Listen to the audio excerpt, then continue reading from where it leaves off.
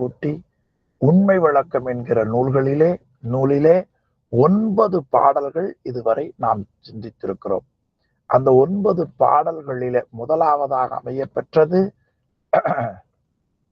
ஆசிரியரிடத்தில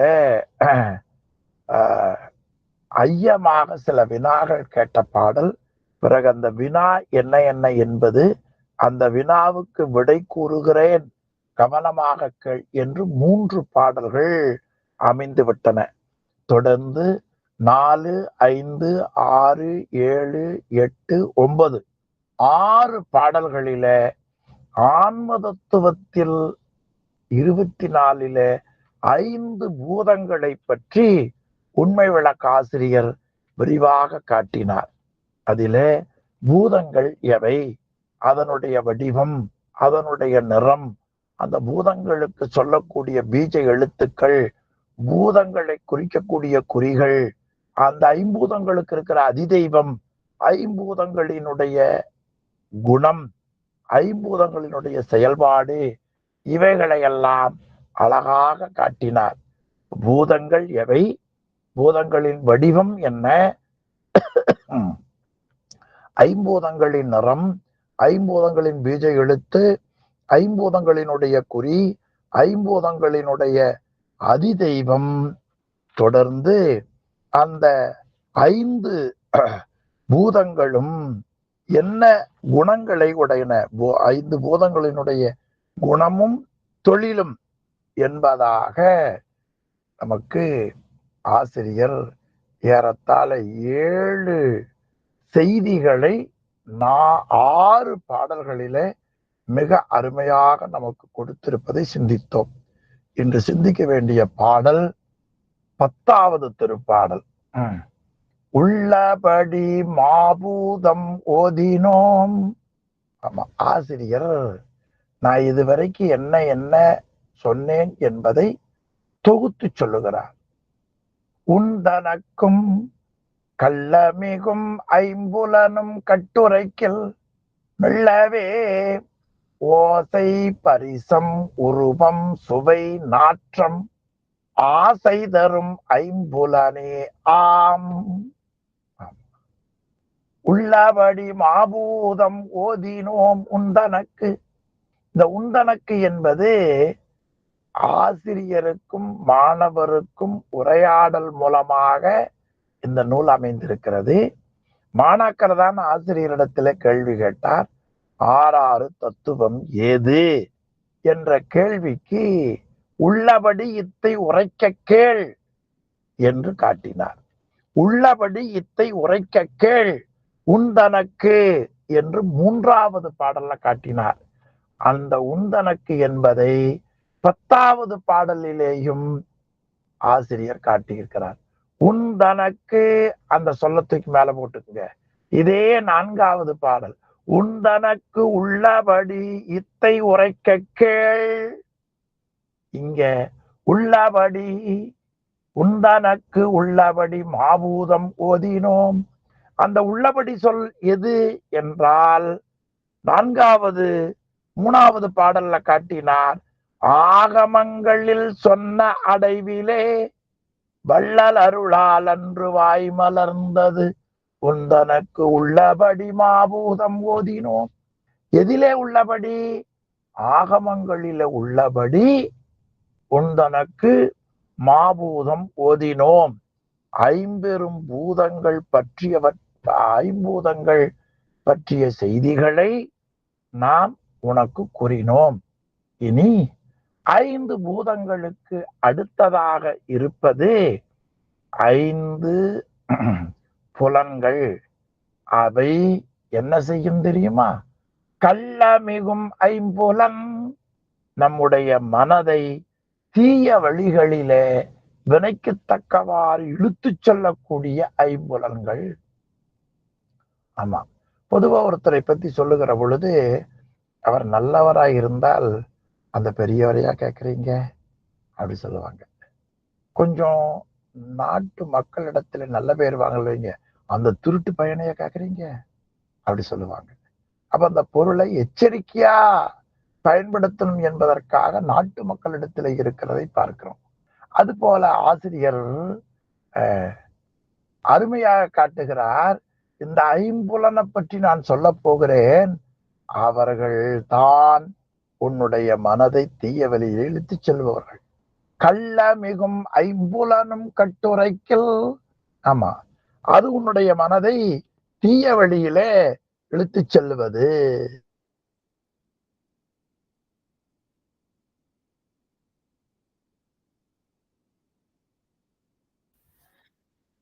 இணைப்பு மியூட் ஆயிடுச்சுங்க. கள்ள மிகு ஐம்புலனும் நம்முடைய மனதை தீய வழிகளை இழுத்துச் செல்வது அதுதான். கட்டுரைக்கில். கட்டுரைக்கில் என்றால் அதை நாம் தொகுத்து சொல்லுதல். கட்டுரை தொகுத்துன்னு பொருள். தொகுத்து சொன்னால் மெல்லவே. ஆமா, அது மென்மையான முறையில ஓசை சத்தம், ஸ்பரிசம் தொடு உணர்ச்சி, ஊறு அது கண்ணால் பார்ப்பது, சுவை அது உங்களுக்கு தெரியும், நாற்றம் நறுமணம் ஆகியவைகள் ஆகும். எனவே 5 புலன்களாவன 5. அவையாவன ஓசை, பரிசம், உருவம், சுவை, நாற்றம். இந்த 5ம் வரிசையாக கொஞ்சம் நினைவில் வைத்துக் கொள்ள வேண்டும். பூதம் எப்படி சொல்லுகிறோம்? நிலம், நீர், நெருப்பு, காற்று, ஆகாயம். இது அந்த அடிப்படையாக சொல்லக்கூடிய முறை. அதை நமக்கு அழகா ஆசிரியர் 6வது பாடல்ல மண், புனல், தீ, கால், வானம் என்று வரிசையா காட்டுகிறார். கொஞ்சம் 6வது பாடல் காமிங்க.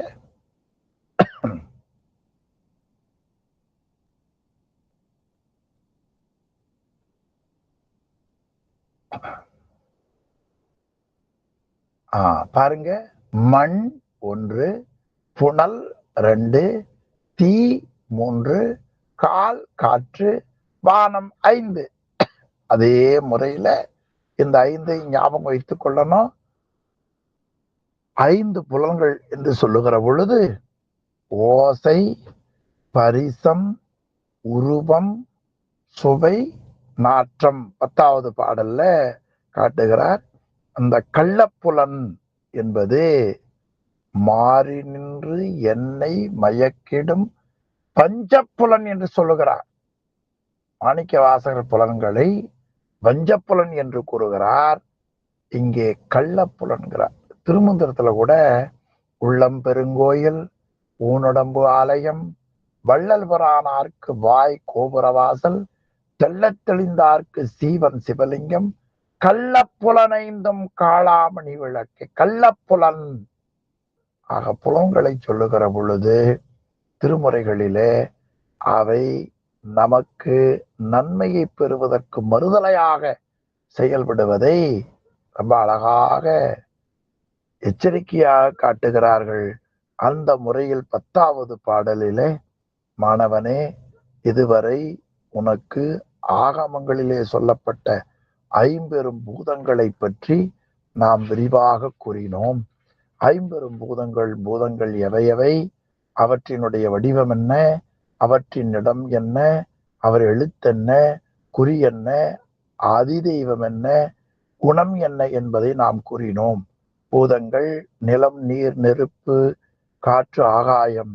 அதனுடைய வடிவம் நிலம் நாட்கோணம், நீர் பிறைச்சந்திரன், தீ முக்கோணம், காற்று அறுகோணம், ஆகாயம் வட்டம். நிலத்துக்குள்ள நிறம் பொன்மை, நீருக்குள்ள நிறம் வெண்மை, தீக்கு இருக்கிற நிறம் செம்மை, காற்றுக்கு இருக்கிற நிறம் கருமை, ஆகாயத்துக்கு இருக்கிற நிறம் புகைமை. நிலத்துக்கு இருக்கிற அந்த எழுத்து பீஜ எழுத்து ல, நீருக்கு வ, நெருப்புக்கு ர, காற்றுக்கு ய, ஆகாயத்துக்கு ஆ. ல, வ, ர, ய, ஆ. அதனுடைய குறியாக நிலத்துக்கு வஜ்ரம், நீருக்கு தாமரை, நெருப்புக்கு ஸ்வத்திகம், காற்றுக்கு ஆறுபுழி, ஆகாயத்துக்கு அமுத துளிகள். அந்த 5 பூதங்களுக்கு அதிதெய்வம்.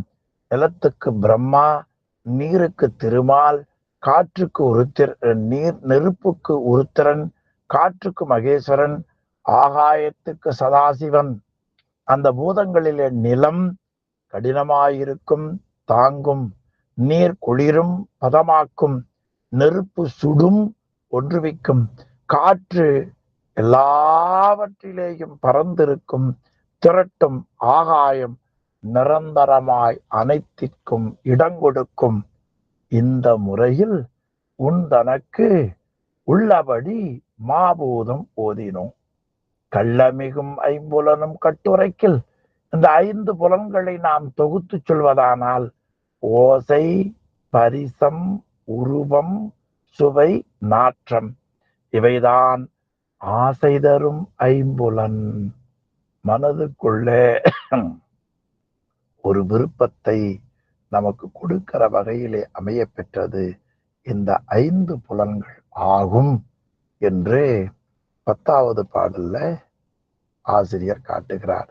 இனி 11வது திருப்பாடல்ல ஞானேந்திரியம் என்ற குறிப்பை காட்டுகிறார். இந்திரியம் என்பதற்கு கருவி என்று பொருள், ஞானம் என்பதற்கு அறிவு என்று பொருள். எனவே ஞானேந்திரியம் அறிகருவிகள். ஞானேந்திரியத்திற்கு என்ன பொருள்? அறிகருவிகள். அறிதற்கு உதவியாக இருப்பதால் அதற்கு அறிகருவிகள் என்று பெயர் வைத்தார்கள். அந்த அறிகருவிகள் எவை எவை என்பதை பற்றி 11வது திருப்பாடல்ல காட்டுகிறார். ஞானேந்திரியங்கள் நன்றா உரைக்க கேள், ஊனமிகு பூதம் உற்று இடமா, ஈனமாம் சத்தாதியை அறியும் தானம், செவி, தோல், கண், அத்தாலு, மூக்கென்று அறி. ஆமா, ஞானேந்திரியங்கள் நன்றாக உரைக்க கேள், அறிதற்கரிய அறிகருவிகள். ஒரு பொருளை அறிய வேண்டுமென்றால் அந்த கருவிகள் மூலமாகத்தான் உலகப் பொருள்களை அறிய முடியும். உதாரணமா ஒரு ஓசையை கேட்க வேண்டுமென்றால் காதாகிய கருவி வழியாகத்தான் அறிய முடியும். ஒரு நாற்றத்தை நுகர வேண்டுமென்றால் மூக்கு வேண்டும். அதை போல ஞானேந்திரியம் அறிதற்குரிய அந்த கருவிகளை பற்றி, ஞானேந்திரங்களை பற்றி நன்றாக உரைக்க கேள். உள்ளதை உள்ளவாறு நான் உரைக்கின்றேன், கேட்பாயாக. ஊனமிகும் பூதம் உற்று இடமா. ஊனம்னா குறைவு என்று பொருள். குறைவுடையதும் அடுத்து மிகும், மிகுகின்ற தன்மை உடையது. ஆக குறைவுடையதும் மிகுகின்ற தன்மை உடையதும் பூதம். ஆக அந்த முறையில இந்த பூதம் குறைவும் உடையது, மிகுதியும் ஆகக்கூடியது. அதனால் ஊனம் மிகும். எனவே குறைவுடையதும் அது மிகுகின்ற இடமான பூதம். இந்த 5 பூதங்கள் உற்று இடமா. இந்த 5பூதங்களை இடமாக கொண்டு ஈனமாம் சத்தாதியை. ஈனம்னா குறைவுடையது என்று பொருள். ஈனம் என்பது அல்லது குறைவு அல்லது தாழ்வு என்ற முறையிலே அமைய பெற்றது. ஆமா, அந்த தாழ்வு என்கிற முறையில் சத்தாதியை அறியும். ஆமா, சத்த ரூப ரச கந்தம் என்று சொல்லப்படுவது. அந்த முறையில இந்த 5பூதங்கள் இடமாக நின்று தாழ்வை தரும் ஓசை முதலிய புலன்களை அறிவது அறிகருவிகள். அப்போ சத்தம் என்பது ஓசை என்று பொருள். வடமொழியில சத்த ரூப ரச கந்த ஸ்பரிசம் என்று சொல்லுவார்கள். சரியா சொன்னா சத்த ஸ்பரிச ரூப ரச கந்த. சத்தம்னா ஓசை, ஸ்பரிசம்னா உரு, சப்த ஸ்பரிச ரூப, ரூபம்னா உருவம், சப்த ஸ்பரிச ரூப ரசகந்தம், ரசம்னா சுவை, கந்தம்னா மனம். வடமொழியில. தமிழ்ல ஓசை, ஊறு, உரு, சுவை, நாற்றம். சத்தாதியை என்றா ஓசை முதலாக அறியும் தானம். தானம்னா இடம்னு பேர். வடமொழியில ஸ்தானம் என்று சொல்லுவார்கள். ஸ்தானம், இது தானம் என்று தமிழ்ல பொருள். ஸ்தானம் அவையாவன, அதாவது சத்து ஓசை முதலாக இருக்கிற 5 புலன்கள். 5 புலன்கள் அவை தொழில்படுகிற இடம். அந்த 5 புலன்களும் ஐம்பூதங்களை இடமாக நின்று ஓசை முதலிய புலன்களை அறியும். அவை தொழிற்படும் முறையே அவையாவன செவி, தோல், கண், அத்தாலு, தாலுனா நாக்குன்னு பொருள், மூக்கு, நம்முடைய மூக்கு என்று அறிவாயாக. எனவே ஐம்புலன் நுகர்ச்சியில நிறைவு கிடைக்காமல் ஆசையை மிகச் செய்து பிறப்புக்கு ஏதுவாக செய்வது. அதனால் ஊனமிகும் பூதம் என்று கூறியதாக உரையாசிரியர் பெருமக்கள் காட்டுகிறார்கள். நம் ஐயா அவர்களும் பின்னாலே எழுதியிருக்கிறார். ஊனம், ஈனம். ஊனம் என்பது குறைவு, ஈனம் என்பது தாழ்வு. இந்த ஐம்புலன் நுகர்ச்சியில நம் வாழ்க்கையில ஐம்புலனால நுகரக்கூடிய பொருள்கள்ல நிறைவே உண்டாகாது. அப்படி நிறைவு உண்டாகாமல் நம்முடைய உயிருக்கு ஆசையை மிக கூட்டுவித்து பிறப்புக்கு ஏதுவாக்கும். அதனால் தாழ்வு என்கிற முறையில ஆசிரியர் போற வழியில காட்டுகிறார். கள்ளப்புலனை சொல்லுகிற புலனை சொல்லுவது கள்ளப்புலன்னார். இங்க ஈனம் மிகும் என்ற சொல்லால் சொல்லியிருப்பதை நாம் பார்க்கிறோம். இனி 5 பொருள்களில் 5 அந்த பொறிகள், காது, தோல், கண்ணு, நாக்கு, மூக்கு, இந்த 5 பொறிகள் எப்படி உலகப் பொருள்களை அறிகின்றன என்பதை 12வது பாடல்ல காட்டுகிறார். நல்ல பாட்டு. 5 பொறிகள்ல செவி, தோல், கண். இனி மூக்கும் நாக்கும் பின்னால சொல்ல போகிறார். 12வது பாடல்ல சொல்வது 3. வான் இடமா நின்று செவி மன்னும் ஒலியதனை ஈனமிகு தோல் கால் இடமாக ஊனப்பரிசம் தனை அறியும் பார்வையின் கண் அங்கி விரவி உருவம் காணுமே.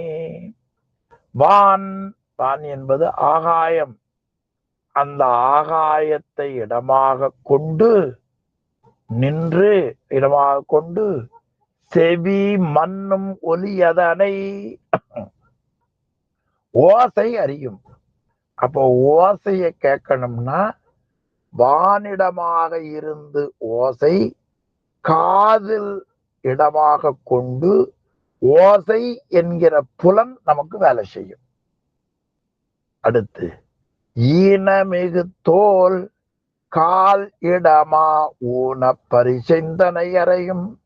ஆமா, ஈனம் என்பது மேலதான் பார்த்த தாழ்வு. தாழ்வுடைய தோல் கால் இடமாக காற்றை இடமாக கொண்டு ஊன பரிசந்தனை அறியும் குறைவான ஊற்றின்பத்தை அறியும். தோல் தொட்டீங்கன்னா தொடு உணர்ச்சி நமக்கு வேலை செய்கிறது. அந்த தொடு உணர்ச்சி வேலை செய்ய வேண்டும் என்றால் ஐம்பூதங்கள்ல காற்றை இடமாக கொண்டு ஊற்றின்பத்தை அறியும். பார்வையின்கண் அங்கி விரவி உருவம் காணுமே. நம்முடைய கண் இருக்கிறதே, அது ஐம்பூதங்கள்ல நெருப்பை இடமாக கொண்டு உருவத்தை காணும்.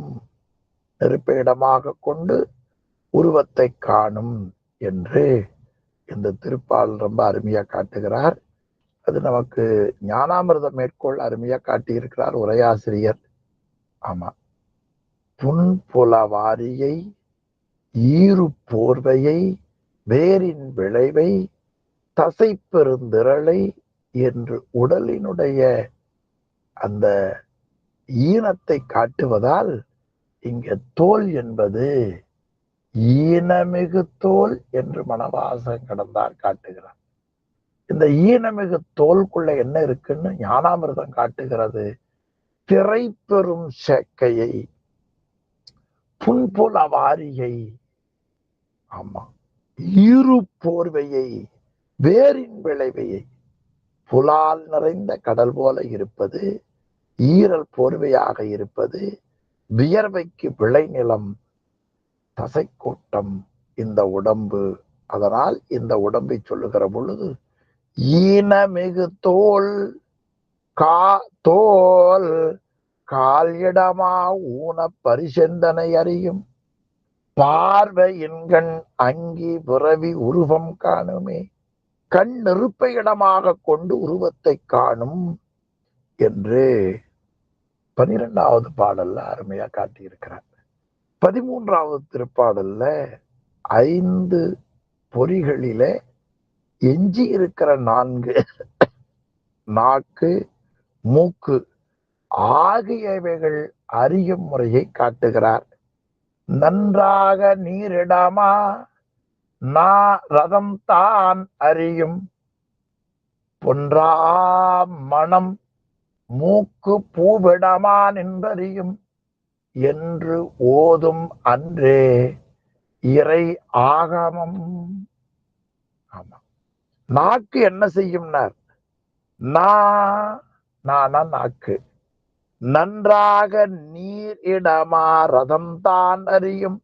ரதம்னா சுவைன்னு அர்த்தம். அங்க சத்தம்னு காட்டினார்ல, இங்க வடமொழியில ரதம்னா சுவை. ஆக நீராகிய பூதத்தை இடமாக கொண்டு நாக்கு சுவையை அறியும் என்று காட்டினார். இனி பொன்றா மனம் மூக்கிடமா, பொன்றா மனம் மூக்கு பூவிடமா நின்றறியும், மூக்கு மண்ணை இடமாக கொண்டு மனத்தை அறியும்னர். பொன்றா மனம். ஆக இந்த மனம் இருக்கிறதே, அது பொன்றா மனம். மூக்கு பூ, பூனா நிலத்துக்கு பேர், பூன்னு பேர். நிலத்துக்கு என்ன பெயர்? பூ. இந்த மூக்கு இருக்கிறதே நிலமாகிய பூதத்தை இடமாக கொண்டு, அதாவது மண்ணை இடமாக கொண்டு மனத்தை அறியும் என்று ஓதும் ஆகமம் அன்றே இறை ஆகமம். எனவே இந்த முறையிலே பதிஞானத்தை பற்றி சொல்லக்கூடிய தத்துவ நூல்கள் சொல்லும் என்று ஓதும் இறை ஆகமம் அன்றே. இப்படி ஆகம நூல்களிலே சொல்லப்படுகின்றன. இந்த 5 புலன்களை யார் வெல்லுகிறார்களோ அவர்களுக்கு பேரின்ப வீடு கிடைக்கும். வென்றார் எதனை? இதனை வென்றார். சுவை ஒளி ஊறு ஓசை நாற்றம் செவி தோலு கண்ணு நாக்கு மூக்கு, இந்த 5ஐயும் வென்றார் சென்றார். எங்கே செல்லுவார்கள்? இன்ப வீட்டுக்கு செல்லுவார்கள். சென்றார், வென்றார், இன்ப வீடு சென்றார்கள். ரொம்ப அங்கங்க ஆசிரியர் அந்தந்த பயனை காட்டிட்டு போவார். 4வது பாடல்ல சொல்லுகிற பொழுது நிலம் நீர் நெருப்பு காற்று ஆகாயம் 5ஐயும் சொல்லி இவற்றால் ஆன்மா உருகாயம் உற்றுனார். 10வது பாடல்ல கள்ளப்புலன் என்று காட்டினார். இல்லையா? இங்க சொல்லுகிறார்கள் இந்த 5 பூதங்களை யார் வென்றார்களோ அவர்களே இன்ப வீடு சென்றார். அப்ப இன்ப வீடு செல்ல வேண்டும் என்று சொன்னால் நாம் எதை வெல்ல வேண்டும்? இந்த ஐம்புலன் பொறி நுகர்ச்சிகளை வெல்ல வேண்டும் என்று அருமையா இந்த கடைசி பகுதியில ஆசிரியர் வனவாசம் கடந்தார், இதனை வென்றார், இன்ப வீடு சென்றார். இன்ப வீடு சென்றார் என்று காட்டுகிறார். ரொம்ப பிடித்த பகுதி. இதனை வென்றார். எதை வெல்லுவது? இந்த புலன்களை வெல்ல வேண்டும். அப்படி வெல்லுவது என்பது திருவருளால் நடைபெறுவது. அதை நாம் இன்னும் வருகிற வகுப்பில் நாம் பார்க்கிறோம். அதிலே திருவள்ளுவருடைய மேற்கோள்களாக சுவையொளி ஊறு ஓசை நாற்றம் இவை ஐந்தின் வகை தெரிவான்கட்கே உலகு என்றும் உரன் என்னும் தொட்டியான் ஊரைந்தும் காப்பான்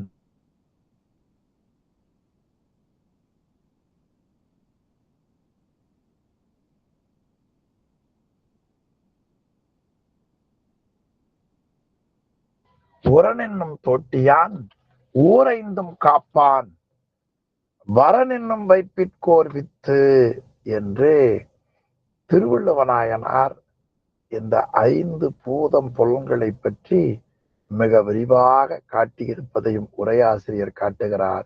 எனவே இதனை வென்றார், இன்ப வீடு சென்றார். இதனை வென்றார், இன்ப வீடு சென்றார் என்று காட்டுகிற பகுதி மிகவும் சிறந்த பகுதியாக அமைய பெற்றிருக்கிறது என்பதை கூறி இந்த அளவில் இன்றைய வகுப்பை நிறைவு செய்வோம். கொஞ்சம் பணிச்சூழல் நான் இயலாது என்று எண்ணினேன். ஆனாலும் திருவருள் ஒரு 40 நிமிடம் உங்களிடத்தில் இந்த நூல்களை சிந்திப்பதற்கு பேரருளை அருள் செய்து என்று சொல்லி